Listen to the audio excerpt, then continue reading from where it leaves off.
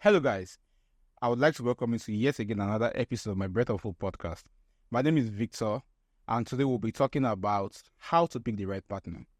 And the reason why this is very important is because, we have people who end up in marriages whereby they are miserable, whereby, the man treats you like a punching bag, whereby the woman doesn't have any sort of respect for you. And it begs the question, who was this person you were dating? Did you see the signs? Did you pay attention to those signs? What can you do better? How can you, as a single person, foresee these signs, interpret the right meanings to them before marrying this person? I'll be talking about 4 key things to watch out for. Of course, there are more than 4, but 4 key things, to watch out for, when picking the right partner. First of all, I'll speak to kindness. Now, kindness is how the person treats you. Now, how the person treats you, not just necessarily. So, here's the thing. Kindness isn't about how he treats you, it's about who they are. Because you can treat people differently. And I say this because a lot of women judge a man's, now in reference to women now, a lot of women judge a man's kindness in reference to how nice or how well he treats her in the initial stages. And the reason why you cannot do that is because imagine you have to pitch for a business contract. Imagine that you're naturally a shabby looking person. Would you go in front of investors, who are probably worth billions of naira? Would you go there looking shabbily dressed, even though you're a shabbily dressed person? The answer is no. So because you have a motive in mind, then you know that you must be on your best behavior. And so when the person who is not necessarily a good person or a kind person, wants to win your heart, you must understand that they will do whatever it takes to be in their best behavior to win your heart. So, for instance, now, the guy, and this is just a random example, the guy is always used to picking you up and dropping you off, every day in Lagos traffic, 2 hours, right? And then after a while in the relationship, he feels like he already has you to a place where he feels secure enough that he has you. And so he begins to stop all of these special treatments he gives, and then he's just flat. He's no longer intentional about the relationship. You would realize that the reason why he was doing those things was because he was trying to win you, was trying to win your approval. How you know someone is truly kind is that you pay less attention to how he treats you, and you pay more attention to how he treats other people. Now, who are the kind of people that you should pay attention to and how he treats them? Number 1, how does he treat his mom? If you're dating a guy now, you're a lady, you're dating a guy, how does he treat his mom?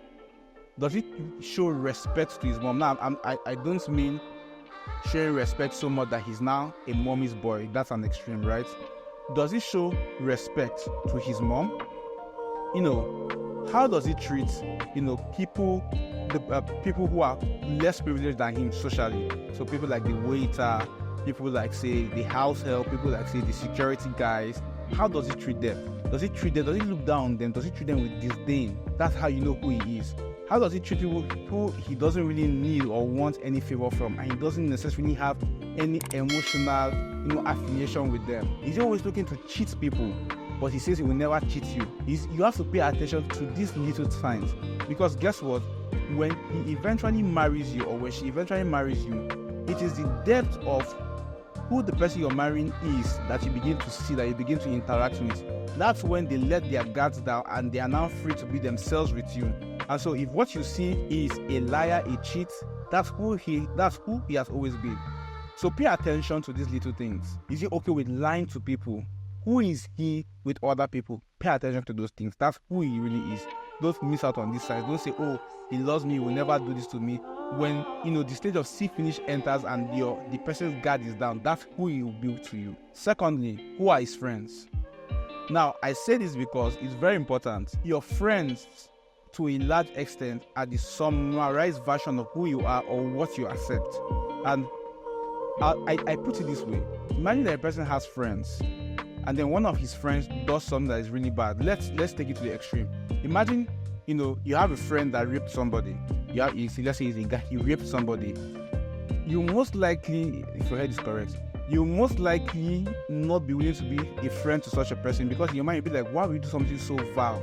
But let's say he killed somebody and purpose, not a mistake. You'll be like, Jesus Christ, you're a horrible person, you can't be my friend. Why? Because your mindset towards, that act that he performed is so monstrous that you don't want to have anything to do with this person again. So what does he permit in his life?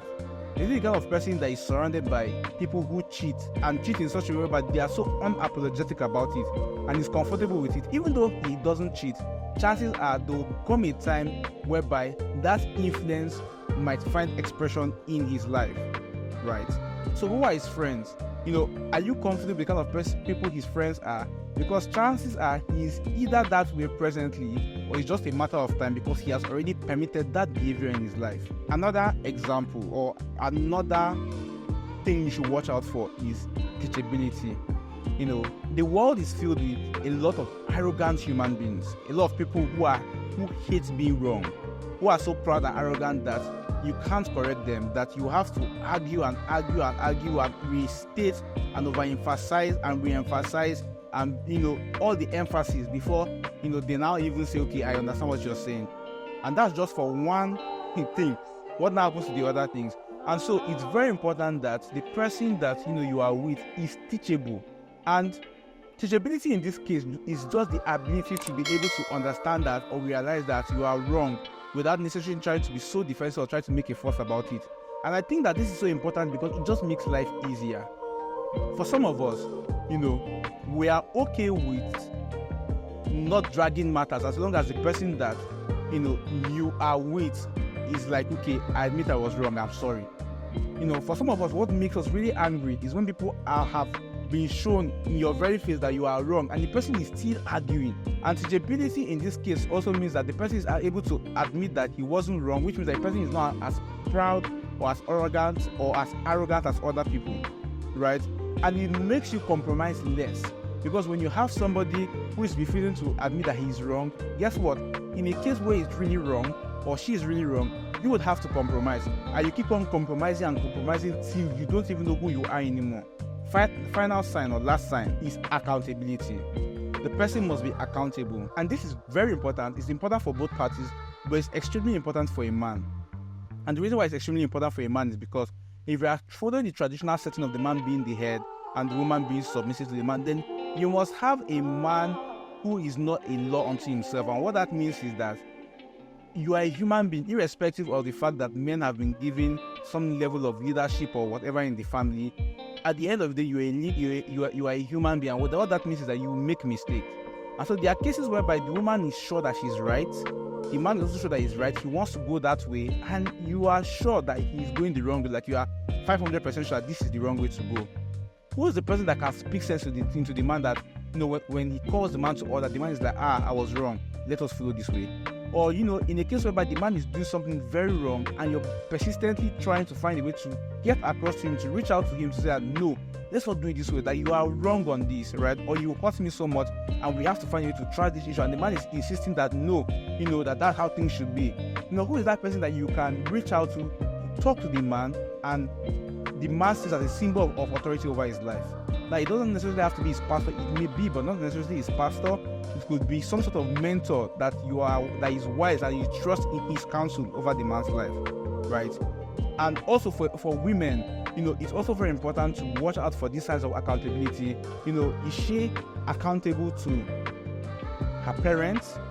Her mom, her dad? Does she listen to them? Or is she always the person that is always trying to rebel against people? Guess what? When she marries you, she'll always want to rebel against you. Why? It has become a culture for her. It has become a habit for her.